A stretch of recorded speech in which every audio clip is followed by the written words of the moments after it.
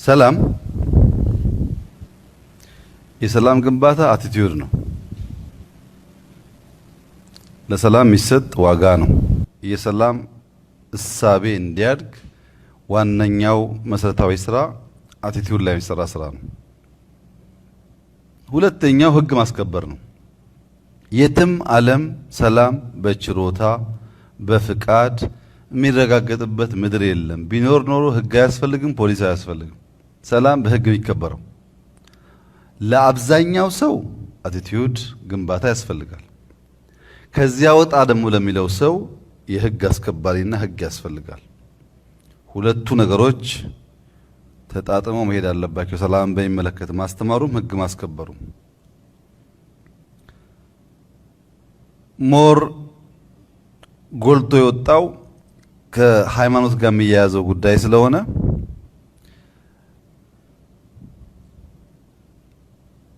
የኔ መረጃና ኦብዘርቬሽን የሃይማኖት ተቋማት ከሶስት ነገር ቢጠበቁ ከብዙ ችግር ነፃ ይሆናሉ። አንደኛው ፖለቲካ፣ ሃይማኖት ተቋም የፖለቲካ እሳቤዎች መሸከሚያ ቦታ ባይሆኑ። ሁለተኛ ሌብነት፣ ዓለምን ያስቸገረው ሌብነት እነሱም ባያስቸግራቸው። ሶስተኛ ዘር እና የሃይማኖት ተቋማት ሁሉም ፖለቲካን፣ ሌብነትን፣ ዘርን ከውስጣቸው ቢያጠፉ ቢቀንሱ አብዛኛው ችግር ይፈታል። ይሄ ጉዳይ የአንድ ሃይማኖት ተቋም ችግር አይደለም፣ የሁሉም ነው። ሁሉም ጋር ዘር አለ፣ ሌብነት አለ፣ ፖለቲካ አለ። ሌብነቱ ያስፈራል፣ ሲሰማ ያስደነግጣል። ሶስቱም አያስፈልጋቸውም የሚባልበት ዋናው ምክንያት እነሱ ዓላማቸው ዘላለማዊ ነው፣ ኢተርናል ነው። ፖለቲካ ጊዜያዊ ነው። የሌብነት ጥቅም ጊዜያዊ ነው። ዘር እዚሁ የሚቀር ነው። ከነሱ እሳቤና ዓላማ ጋር አይሄድም። ሰማያዊ መንግስት ለሚጠብቁና የሚገነቡ ወታደሮች ስለ ምድራዊው ቢጨነቁ ራሳቸው ፍላጎታቸውን ስለሚቃረኑ ጥፋት ያመጣባቸዋል። ይሄ ጉዳይ በኢትዮጵያ ውስጥ በተደጋጋሚ ታይቷል። በታየበት ጊዜ ሁሉ የታሪክ ስብራት፣ የእድገት እንቅፋት፣ የአብሮ መኖር ጉዳት ብቻ ነው የሆነው። ጥቅም አልነበረው። አሁን በሰከነ መንገድ ማየት የሚያስፈልጉ ጉዳዮች አሉ። ሰሞኑን የጎላው የኦርቶዶክስ ጉዳይ ስለሆነ የኦርቶዶክስን ጉዳይ አነሳለሁ። ከጥቂት ወራት በፊት የሙስሊም ነበረ። እንዴት መከራችን እንዳየን ታስታውሳላችሁ። የኦርቶዶክስን በሚመለከት ጉዳዩ በእኔ እይታ በጣም ቀላል ነው። በጣም ቀላል ነው። በእኔ እይታ ምድራዊነትን፣ ማን አህሎኝነትን፣ እኔነትን ከተተወ ይፈታል ብዬ ነው የማስበው። ከባድ ነው ብዬ አልወስድም። በታሪክ እንደምታውቁት የኃይለ ሥላሴ መንግስት ወደ ኋላ አካባቢ ነው የኢትዮጵያን ጳጳሳት በተለይም ፓትርያርክ መሾም የጀመረው። ቀደም ሲል ፓትርያርክ ከኢጅፕት ይመጣ ነበር። የመጨረሻው በንጉሱ ዘመን የመጨረሻው ፓትርያርክ ደርግ እንደመጣ ብዙም አብረው ሊጓዙ አልቻሉም። ጉዳዩ ብዙ ቢሆንም ለኃይለ ሥላሴ መንግስት ቃለ መሐላ ፈጽመው ፓትርያርክ የሆኑት አባት ከመጣው አዲስ መንግስት ጋር መጓዝ ተቸግረዋል። እሱን በጊዜው በአይን ያዩ በጆሮ የሰሙ እማኞች በዝርዝር እንዲናገሩት የሚተው ቢሆንም ደርግ ያደረገው ግን ፓትርያርኩን ገሎ የራሱን ፓትርያርክ ሾመ። ይሄ የኢትዮጵያ ትናንትና ታሪክ ነው። ቀጥሎ ኢህአደግ ሲመጣ በደርግ ጊዜ የነበሩት ፓትርያርክ ኢህአደግ የሚባል መንግስት ሲመጣ አብሮ መቀጠል መስራት በብዙ ምክንያት ተቸገሩ። ኢህአደግ ከደርግ ሻል ባለ መንገድ ግድያ ሳይፈጽም በደብዳቤ ከሀገር አስወጣቸው።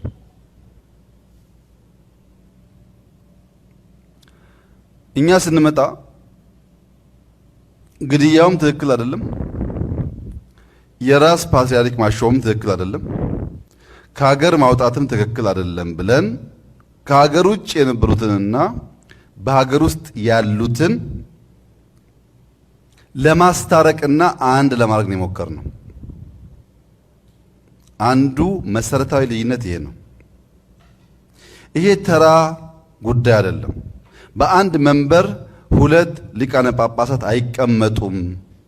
በአንድ መንበር አንድ ጳጳስ ያውም እስከ ሕይወት ፍጻሜ ድረስ የሚል ቀኖና ሕግ ቢኖርም በሁለቱም አባቶች በጎ ፍቃድ በእኛም ፍላጎትና ድጋፍ ያ ጉዳይ ተፈቶ ሁለት ቦታ ተከፍላ የነበረች ቤተክርስቲያን አንድ መሆን ችላለች። ይሄ ለየትኛውም የእምነት አባል ኢትዮጵያዊ ክብር ነው። ለየትኛውም እምነት አባል ኢትዮጵያዊ መደረግ ያለበት ተግባር። ኦርቶዶክስን ማፍረስ፣ ኦርቶዶክስን ማዳከም፣ ኦርቶዶክስን መጉዳት ጉዳቱ ለኦርቶዶክስ ብቻ ሳይሆን ለሁላችን ነው። መከላከል፣ መጠበቅ፣ መደገፍ፣ ማገዝ ያስፈልጋል። ሁለተኛው ከመንበር በተጨማሪ የነበረው ኢሹ በአሜሪካን ሀገር ተሹሞ የነበሩ ጳጳሳት በሲኖዶስ ኢትዮጵያ ውስጥ ያልተሾሙ በመሆናቸው ቁጥራቸው በርከት ያለ በመሆኑ ሲመለሱ እንዴት ይሆናሉ የሚል ጉዳይም ነበር። እነዚያ ጳጳሳት ምንም እንኳ በነበረው ሁኔታ አሜሪካ ቢሾሙም አዲስ ከውጭ የመጡ ሰዎች ሳይሆኑ ከጵጵስና በፊት ባሉት ደረጃዎች እዚያው ቤተክርስቲያን ውስጥ ያደጉ ናቸው። እነሱን እንደ ጳጳስ መቀበልና ሰላሙን ማምጣት ካለው ችግር አይብስም። መቀበል ይሻላል። የሚደግፍ ነገር ካለ እንደግፋለን በሚል እርቅ ተፈጸመ። እርቅ ሲፈጸም ደርግ የወረሰው ኢህአደግ ያልሰጠው ከ40 ዓመት በላይ የኢትዮጵያ መንግስት ንብረት የሆኑ ሁለት ትላልቅ ህንፃዎች 4 ኪሎ ያሉ መንግስት ለኦርቶዶክስ ሰጥቷል መልሶ። በሰላሙ ምክንያት በአንድነቱ ምክንያት ኦርቶዶክስ ክብር፣ ጥቅም እንጂ ጉዳት አታመጣም ብለን የገባነውን ቃል ለመፈጸም የመጀመሪያው ሁለት ህንፃ ከ40 ዓመት በላይ በመንግስት እጅ የቆዩ ወስደዋል።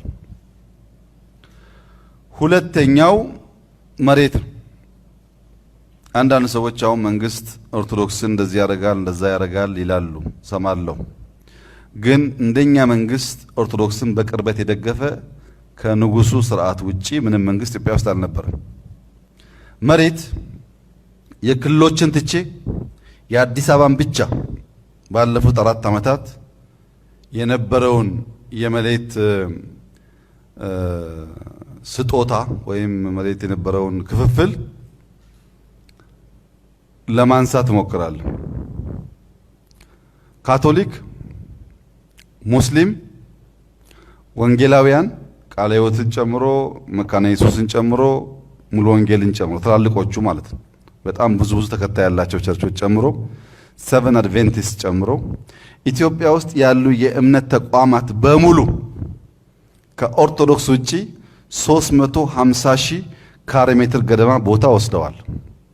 ሙስሊም፣ ካቶሊክ፣ ወንጌላውያን፣ አድቬንቲስት ተደምረው 350,000 ገደማ ካሬ ሜትር መሬት በካርታ ባለፉት 4 ዓመታት ወስደዋል። ኦርቶዶክስ 1,045,000 ካሬ ሜትር ወስዳለች። የሁሉ ሃይማኖት ተደምሮ 3 እጥፍ ገደማ የሚሆን መሬት በካርታ ተሰጥቶታል። ባለፉት 4 ዓመታት ካሬ ሜትር 1,045,000 ካሬ ሜትር የነዛም 350,000 ካሬ ሜትር። መንግስት አጠቃላይ የሃይማኖት ተቋማትን ይደግፋል፣ ታክስ አይቀበላቸውም፣ ሱቅ ቤት ሲከፍቱ ግብር አያስገብራቸውም ብቻ ሳይሆን መሬት በነፃ በስፋት በካርታ ያቀርብላቸዋል፣ በሊዝ አይደለም። ለምንድን ነው ያን የሚያደርገው? ተቋማቱ ለሀገር በጣም አስፈላጊ ስለሆነ፣ ተቋማቱ ቅድም ካልኩት ከዘር ከፖለቲካ ከሌብነት የጸዱ ሆነው ዜጎችን በዛ መንገድ ቢያንጹ ጠቃሚ ስለሆነ ይሄ ብቻ አይደለም። የላሊበላ ቤተክርስቲያን ሁላችሁም እንደምታውቁት ልክ እንደ ግድቡ ወይም እንደሆነ ልማት የኢትዮጵያ ቅርስ የኢትዮጵያ ሀብት ነው ተብሎ በነበረን ቅርርብ ፕሬዝዳንት ማክሮን ጋር ጥያቄ አቅርበን እሳቸውም ተስማምተው ለማገዝ ሰፊ ጊዜ በዩኒስኮ ምክንያት ሰፊ ጊዜ የወሰደ ቢሆንም ድጋፍ አግኝተን ቸርቹን ለማደስ ስራ በቅርቡ ይጀምራል። ይሄ በቀጥታ የመንግስት ጉዳይ ስለሆነ ሳይሆን ቅርስነቱ ተቋሙ አስፈላጊና መደገፍ ያለበት ነው ከሚል እምነት የመጣ ነው። በአረቡ ዓለም እስካሁን ድረስ በተለይ ዩኤኢ ኦርቶዶክስም ጴንጤም ሌላውም በሰዓት እየተከራየ በየአዳራሹ ከሚያደርገው ሰርቪስ ውጪ የራሱ ይዞታ የለውም። የአቡዳቢ መንግስት ለምነን በጣም ሰፊ ቦታ 6-5 ሄክታር አካባቢ ቦታውን ሰጥቶን ኦርቶዶክስ ይዞታውን ይዛ ለግንባታ ሀብት ለማፈላለግ ጥረት እያደረገች ነው። እሱን ማገዝ አለብን፣ ያስፈልጋል። ቅርስ ነው፣ የሁላችን ቅርስ ነው። የዛ እምነት ተከታይ መሆን አለመሆን አይፈልግም፣ ቅርስ ነው። በአረቡ ዓለም ቸርች እንዲኖር ቀድሞ የነበረው ላሊበላ እንዲታደስ፣ የተወረሰ ህንፃ እንዲመለስ፣ መሬት በስፋት እንዲሰጥ፣ ሁለቱ ሲኖዶሶች እንዲታረቁ፣ ሌሎች አሁንም አልዘረዘራቸውን ድጋፎች ሁሉ የኢትዮጵያ መንግስት ሲያደርግ የነበረው የተቋሙን አስፈላጊነት ከልብ ስለሚያምን አሁን ደርሶ ሰው ኦርቶዶክስን አልፈለጋችሁም አልደገፋችሁም ብሎ የፖለቲካ አጀንዳ ማድረግ አይችልም። በየትኛውም የታሪክ መዝገብ ቢያገላብጥ የብልጽግናን ያክል ሃይማኖት ተቋማት የደገፈ አብሮ የቆመ መንግስት ሊያገኝ አይችልም። የንጉሶቹ ሌላ ጉዳይ ነው።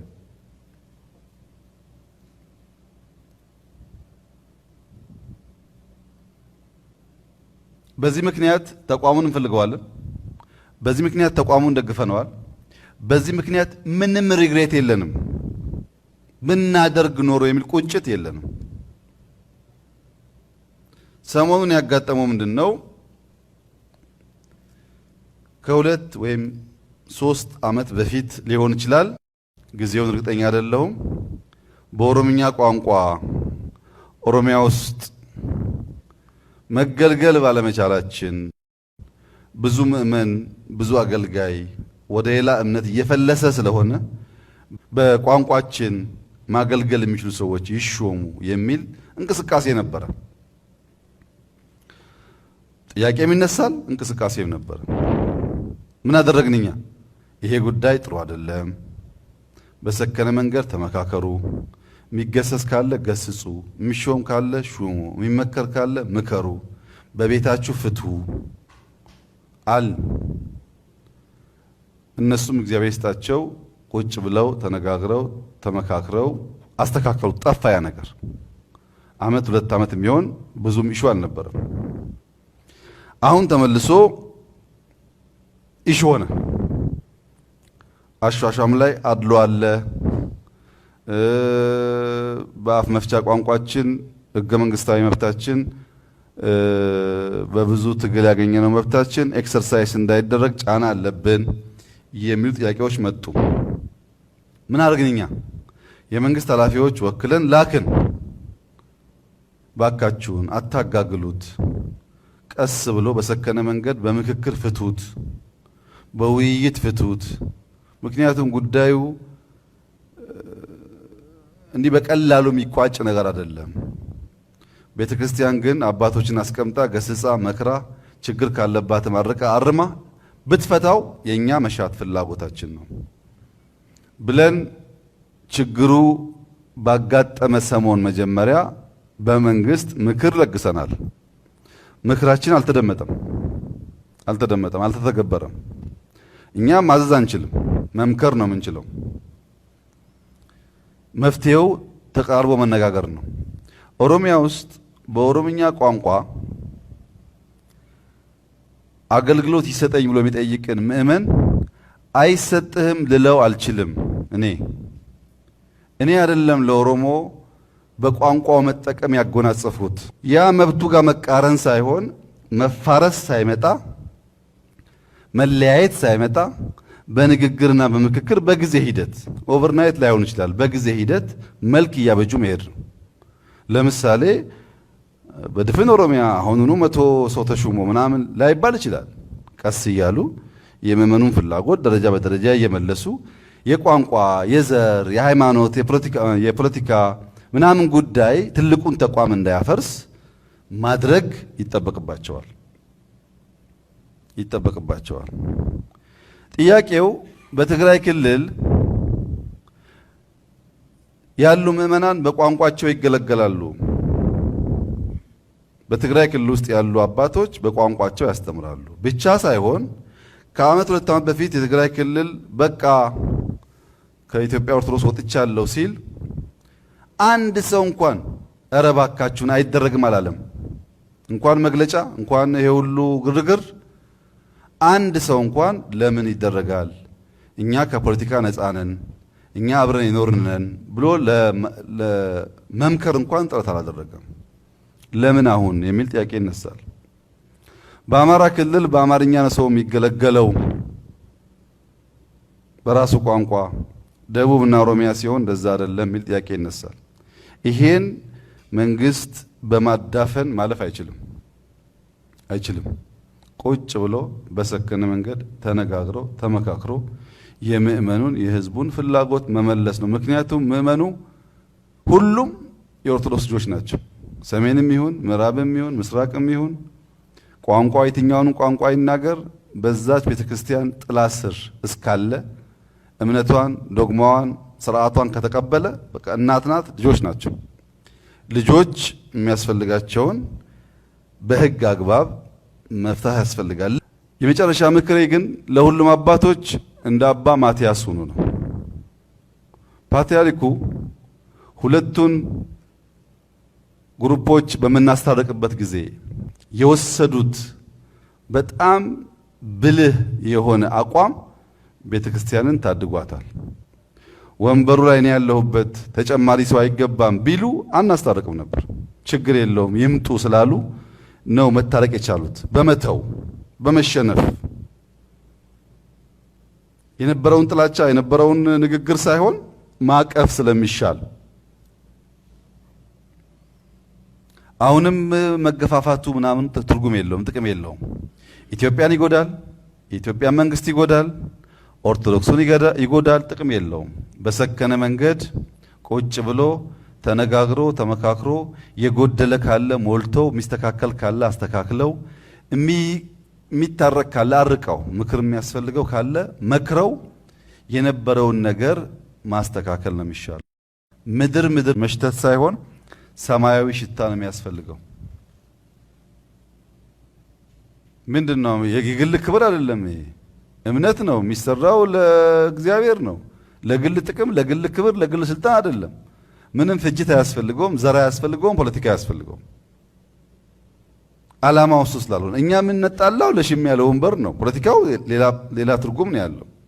እዚህ ጋር እንደ አባት ሆኖ ሰክኖ እልህን እስቲ ያሳያለሁ አሳይሻለሁን ተትቶ በሰከነ መንገድ ተወያይተው ቢፈቱ መንግስት ለነሱ አንድነት፣ ለነሱ ሰላም፣ ለነሱ ምክክር ከሚጠበቀው በላይ ሲያደርግ እንደነበረው አሁንም ያደርጋል።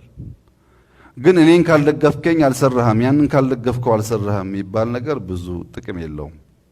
ታስታውሱ ከሆነ በሙስሊም አጋጥሞናል ይሄ ችግር። በብዙ ልመናና ምክክር በውስጥ ውይይት እንዲፈቱን ያደረግነው። አሁንም ያለን አቋም አንድ ነው። በተለየ የምንደግፈው በተለየ የምንቃወመው ኃይል የለም። ሁለቱም ኃይሎች ኦርቶዶክሶች ናቸው። ሁለቱም ጋር ጥያቄዎችና እውነቶች አሉ። አንዱ ጋር ብቻ አይደለም፣ ሁለቱም ጋር አለ። የህዝብን መብት የህዝብን በራስ ቋንቋ የመጠቀም ፍላጎት ሳያፍኑ መፍታት ይቻላል። ያንን ካደረጉ ለነሱም ለኛም እንደ ሀገር ጠቃሚ ነው። ከዛ ውጭ ያለው አማራጭ ብዙ የሚፈይድ አይደለም። ብዙ እጃቸው የሚያስገቡ ኃይሎች አሉ፣ ብዙ ናቸው። እዚህ ያላቸው የካቢኔ አባላት አንዳችሁም በዚህ ጉዳይ እጃችሁ ማስገባት አይፈቀድላችሁም። አንዳችሁም አንድ ሰው እጁ እንዳያስገባ በዚህ ጉዳይ እንደ ተቋም ከመንግስት ጋር ተጋግዘን አንድነታችንን እንጠብቃለን ካሉና መንግስት የሚያደርገው ነገር ካለ በጣም ዝግጁ ነን። በተናጠል ግን በዘር እየደወልክ በሰፈር እየደወልክ በምናምን እየደወልክ የሚደረግ ጫወታ ኢትዮጵያን ስለማይጠቅም ስለሚጎዳን እኛም እጃችንን እንሰበስባለን። ለነሱም ማዘዝ ባንችል ምክራችን እንደ አባ ማትያስ ሆናችሁ ትታችሁ ሰክናችሁ ተመካክራችሁ ችግራችሁ ብትፈቱ አንድ ብትሆኑ ይሻላል። አንድ ባይሆኑስ ሁለቱም ግሩፖች ይጎዳሉ። የሚያተርፍ ግሩፕ የለም። በዚህ አብሮ ለብዙ ዘመናት የኖረ ሰው ችግሩን ተነጋግሮ ፈቶ ተጠናክሮ መቀጠል ሲገባው መነጋገር ባለመፈለግና በእልህ ቢበተን ሁለቱም ተጎጂ ነው፣ ጥቅም የለውም። ወደዛ እንዳይሄድ የኛ ፍላጎት በምክክር በንግግር ችግራቸውን ፈተው እንዲቀጥሉ ነው። እንደ መንግስት ግን የትኛው መንግስት አድርጎ የማያውቃቸውን ድጋፎች አድርገናል። እንደ መንግስት ግን ጣልቃ ገብተን በየትኛውም ሃይማኖት ተቋም ውስጥ እንትናን መሾም አለብህ እንትና መጣል አለብህ አንልም። እናውቃለን።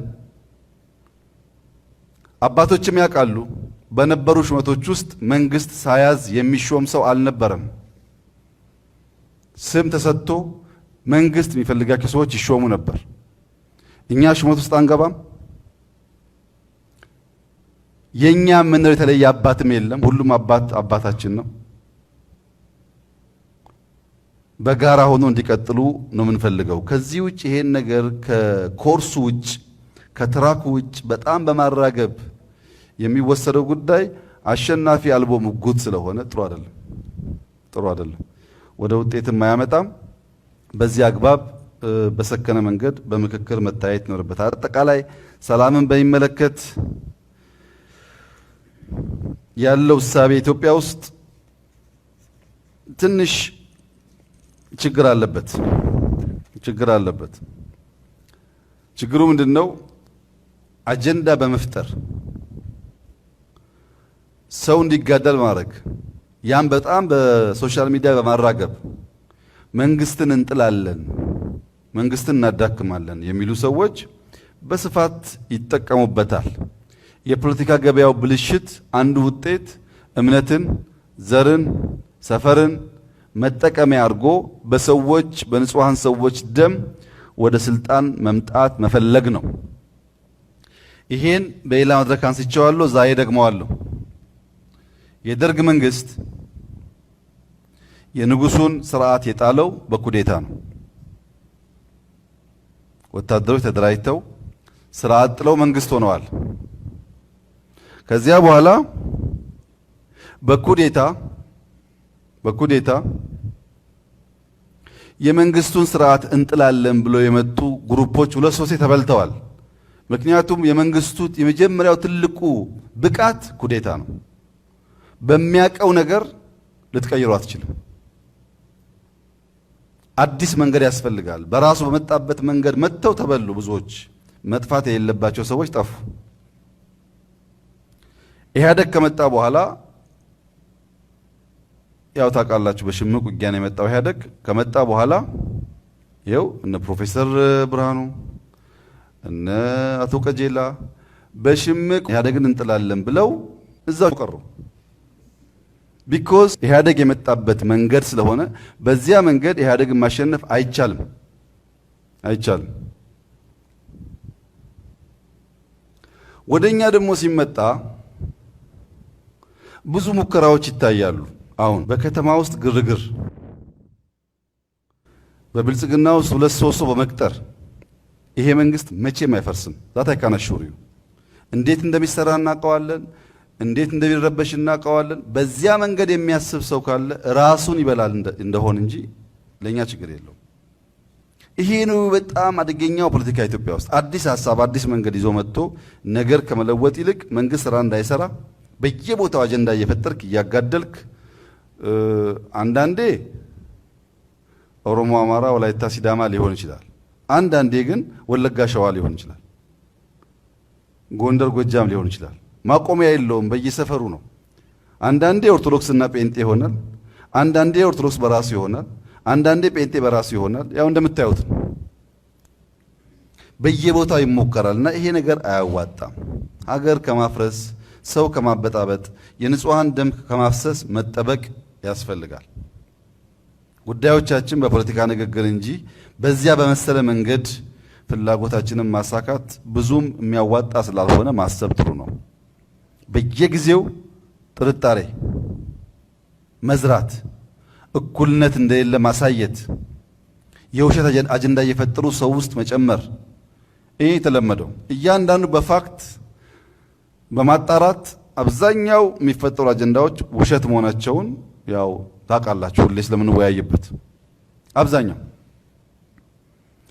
በዚያ መንገድ መሄድ አደገኛ ነው። ለኛም ለነሱም ለሁሉም ኢትዮጵያ ለሚፈልግ ኃይል ይሄን የሚያራግቡ ሰዎች ቅጥረኞች መሆናቸውን ማናቅ ይመስላቸዋል።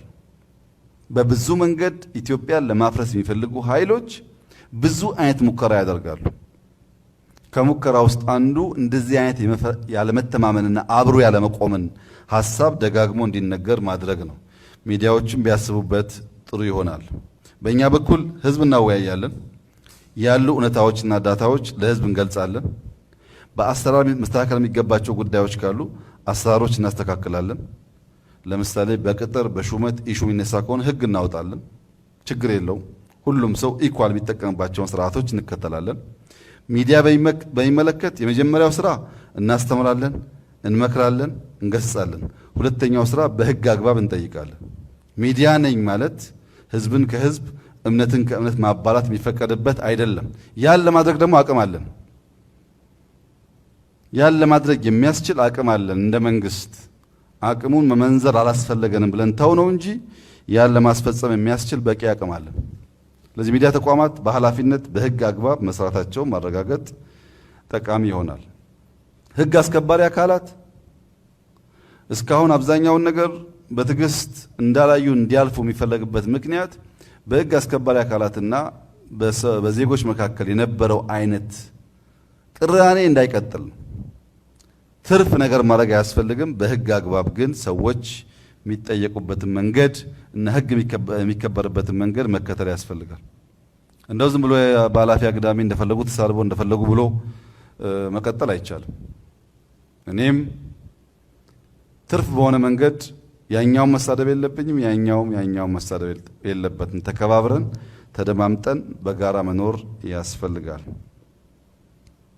የፕሮክሲ ዋር መሳሪያ እንዳትሆን ሀገር ትብብርን ማጉላትና ፉክክር መቀነስ ያስፈልጋል። ፉክክር የበዛበት ነገር ኃይለኛ ነው። ሁሉ ነገር ፉክክር ብቻ ከሆነ ጥፋት ያመጣል። አብዛኛው ሰው ውስጥ ኃይለኛ ቁጣ ይቀጣጠላል። ኃይለኛ ቁጣ ውስጥ ሆኖ መረጋጋት አይቻልም። ቁጣን ሰፕረስ ማድረግ ያስፈልጋል። የምትቆጣበትን ምክንያት ማወቅ ያስፈልጋል። የሚያስቆጣ ነገር መኖሩን ማወቅ ያስፈልጋል። ዝም ብሎ ከፌስቡክም ከምንም አይቶ ከመቆጣት ቁጣን ሰፕረስ ማድረግ ያስፈልጋል። ቁጣ እንደኛ ደግሞ ኮርሲቭ ፓወር ያለው ኃይል ሲሆን ሲቆጣ ጥፋቱና ዳሜጁ ከፍተኛ ይሆናል እና ቁጣን ማኔጅ ኮንትሮል ማድረግ ያስፈልጋል። በጠመንጃ ኃይል ስልጣን፣ በጠመንጃ ኃይል ፍላጎት ማሳካት አይቻልም። በተደጋጋሚ አዲስ አበባ ከተማ ውስጥ ግድያ እንፈጽማለን እያሉ ከአንዳንድ ኃይሎች ጋር የተቀናጁ የሚገቡ ቀላል ቁጥር የላቸው ሰዎች አሉ። እያደን ስለምንይዛቸው ነው። አሁንም በቅርቡ እንደዚህ አይነት ሙከራዎች አሉ። ሰው ገለን የሚል ነገር ሰው መግደል ኢህአፓ ሞከረው እኮ ደርግ ላይ አልሰራም። የኛ ግን ይብሳል። የኛ ይብሳል።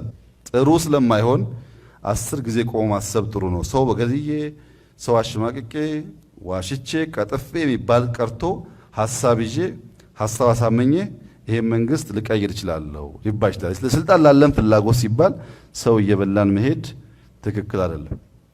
እንደ ማህበረሰብም ሰው ጠባሳውን አጠፋለሁ ብሎ ቆዳውን አይፈቅም። ጠባሳዎች እዚያም አሉ።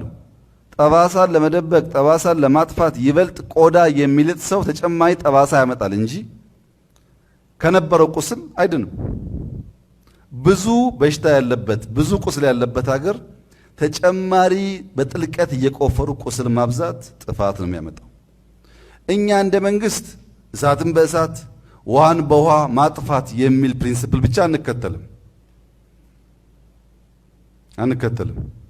አንዳንዴ እሳትን እያዩ መሸሽ፣ አንዳንዴ ውሃን እያዩ ከፍታ ቦታ መያዝ፣ አንዳንዴ ውሃን መገደብ፣ አንዳንዴ እሳትን ውሃ፣ አንዳንዴ ደግሞ እሳትን አፈር ማልበስ ያጠፋው ይሆናል። አማራጮች ጉዳት ለመቀነስ መጠቀም አለብን ብለን እናስባለን። እሳትን በእሳት ውሃን በውሃ በሚባል እሳቤ የሚካሄድ ከሆነ ጥፋቱ ብዙ ይሆናል። ለዛ ደግሞ በቂ ልምድ አለ ኢትዮጵያ ውስጥ። ስለ ሰላም ያለን ግንዛቤ አናሳ የሚሆንበት ምክንያት ችግርን በፌስቡክ ነው የምናውቀው፣ ጦርነትን በዩቱብ ነው የምናውቀው። ቀረብ ብለን አደጋውን ለማየት ድል አላገኘንም። የአንዲት ጠብታ ውሃ ዋጋዋ የሚገባው በረሃ ውስጥ የውሃ ሽታ የናፈቀው ሰው፣ በረሃ ውስጥ የሚከራተት ወታደር፣ የሚንከራተት የረዥም ርቀት ነጋዴ ውሃ አጥቶ ጠብታ ውሃ እንኳን ቢያገኝ ቫልዩ አለው። ሲፈስ ለምናይ ሰዎች ብዙም ቦታ የለውም። የሞትን አስከፊነት የሞትን አደገኛ ህመም ፊል ማድረግ የሚሹ ሰዎች በሰላም አብረው እየተጓዙ ጓደኛቸው ካጠገባቸው ሲቀር ያዩ፣ እህታቸው ወንድማቸው ቀርታ ለመቅበር እንኳን የሚያግዛቸው ሰው ያጡ፣ የሰው ያለ ሰው ሞቶብኝ ልቀብር አልቻልኩም የሚሉ ሰዎች አብረው እየተጓዙ ከጎናቸው ወንድማቸው ሲወድቅ አፈር ለማልበስ እንኳን እድላተው የሸሹ ሰዎች የሞትን ክፋት ያውቁታል። አሁን በፌስቡክ ስናይ ይቀላል፣ ሲመጣ ቤታችን ከባድ ነው። የሰላም ዋጋ በእጅጉ ተገንዝበን ለሰላም የማንሰራ ከሆነ ሁሉም ኃይል ለጥፋት የሚሆን ጉልበት ስላለው ለልማት የለውም፣ ለጥፋት ችግር የለውም፣ ሁሉም ጉልበት አለው፣ መጠፋፋት ይሆናል። ይሄ እንዳያጋጥም በተቻለ አቅም እኛ እንደ መንግስት በትዕግስት ሁሉንም በማድመጥ ሁሉም በማቀራረብ ተረጋግቶ አሁን ካለበት ችግርና የእሳቤ ብልሽት ወጥቶ ወደ ተሻለ ጉዳይ እንዲያመራ ጥረት እናደርጋለን። አቅማችን በፈቀደ መጠን ለሁሉም እኩል እንደ አባት አደራ እንዳለበት መንግስት እናገለግላለን። እያንዳንዱን ግሩፕ ግን ይሄን ተገንዝቦ መሄድ አለበት። ሲፈልግ መንግስትን የሚያቀርብ ሲፈልግ የሚገፋ ሳይሆን ሁሉም ስራ፣ ድርሻ፣ ኃላፊነት እንዳለው ተጋግዞ ተደጋግፎ መሄድ እንዳለበት አምኖ የሚሄድ መሆን አለበት። ይሄ ከሆነ አብዛኛው ችግር ይፈታል። ኢትዮጵያ ውስጥ የገጠሙ ፈተናዎች ችግር ቢመስሉም ተምረንበት በስለንበት ልምድ አግኝተንበት እንደ ሀገር እንድንወጣ ብዙ እድል ያመጡ ናቸው። አሁንም ያሉ ፈተናዎች እንደዛ ናቸው። እያንዳንዱ ፈተና እንማርበታለን። ቆም ብለን ራሳችንን እንፈትሻለን፣ ችግሮቻችንን እናያለን፣ መውጫ መንገድ እናያለን፣ እናድግበታለን። የኛ አልቲሜት ፍላጎት ዘ ፉለስት ማደግ ነው፣ መቆም አይደለም። በየቀኑ እንማራለን፣ በየቀኑ እንመረምራለን፣ በየቀኑ እንጠይቃለን። በዚያ ውስጥ የሚገኝ እውቀትና እድገት ካለን እንቀጥላለን እንጂ ቆመን በተገኘ ድል የምንኩራራ በተገኘ ችግር የምንፈራ ሰዎች አይደለንም። ያ ቢሆንማ እንዴት እንደርሳለን? እዚህ ችግርም አያቆመንም፣ ድልም አያቆመንም። ከድላችን እንማራለን፣ ከችግራችን እንማራለን፣ እንመረምራለን፣ እናርቃለን፣ እናርማለን፣ እንገሰግሳለን። በዚህ አግባብና እምነት ነው የምንሄደው። ውስጥ ንጽህና ከሌለ ውስጥ የሐሳብ ችግር ካለ ግን ሜስ ነው፣ ብዙ ጉዳይ ይበላሻል። እና አብዛኞች ባጠረ መንገድ ጉጉት አለ፣ ፍላጎት አለ፣ መሻት አለ። መሻት ጥሩ ነው። ለመሻት ደግሞ ፕሮፐር የሆነ እቅድ፣ ለዛ ደግሞ ዲቮሽን ስራ ይፈልጋል። እንደው አንድ ጊዜ መንግስት ገልብጠህ ማታ በህልም አይተህ ጠዋት ሰውና ሰው አጋይተህ መንግስት ሆነህ እንደዛ አይሆንም። አይሆንም። ከፍተኛ ማስ ቤዝ ያለው ከፍተኛ አቅም እየፈጠረ ያለ ኃይል ነው እና በዚህ መንገድ የሚያስቡ የፖለቲካ ኃይሎች ቆም ብሎ ማሰብ፣ በንግግር በምክክር ማድረግ የጀመርናትን ጭላንጭል የዲሞክራሲ እና አብሮ መስራት ነገር ማስፋት። አሁን እኮ ፕሮፌሰር ብርሃኑ አለ፣ ዶክተር በለጠ አለ፣ አቶ ቀጀላ አለ። በሚቀጥለው 10-15 ሰዎች ሊኖሩ ይችላሉ። ይሄ ጥሩ ልምድ ነው። የሀገርን ኢኮኖሚ የሀገርን ሰላም በጋራ የምናይበት አውድ ፈጥረን አብረን መምራት ከተለማመድን እየሰፋ ከሄደ ቀላል ነገር ነው። በእርግጠኝነት አቶ ቀጀላና ዶክተር በለጠ ይሄ ነገር ተፈጥሮ እንደዚህ አብራችሁ መስራት ከመጀመራችሁ በፊት አብን ሲባልና ኦነግ ሲባል መቼም የምታስቡት ነገር አስቡት። ሰው ሲቀራረብ፣ ሲነጋገር፣ ሲወያይ፣ በንግግር ሲያምን፣ ሀሳብ ሲለዋወጥ ብዙ ነገር ይማማራል፣ ኢንፍሉዌንስ ይደራረጋል። ለንግግር በር መክፈት አለብን። ሁል ጊዜ ለግጭት መሆን የለበትም። ለይቅርታም ልባችን ክፍት መሆን አለበት። ለመተው አንዳንዴ ተሸንፈን ብዙዎች ለማሻገርም ዝቅ ብለን ከፍ ለማድረግም ምናስብና ምንሰራ ካልሆን በስተቀር በሁሉ ጉዳይ እኔ የምለውና እኔ ብቻ ካል አደገኛ ነገር ነው እና ኢትዮጵያን የመሰለ ትልቅ ሀገር ብዙ ሕዝብ ያለበት ሀገር እንድንመራ እድል ስናገኝ ብዙ ትዕግስት፣ ብዙ ማስተዋል፣ ብዙ መማር፣ ብዙ መጠየቅ፣ ብዙ ራስን መፈተሽ፣ ብዙ እያሻሉና እያረሙ መሄድ የሚጠይቅ ስራ ስለሆነ አሁን ያለውን ችግር በዚሁ አግባብ እያየን መፍትሄ እያበጀን እንሄዳለን ለማለት ነው።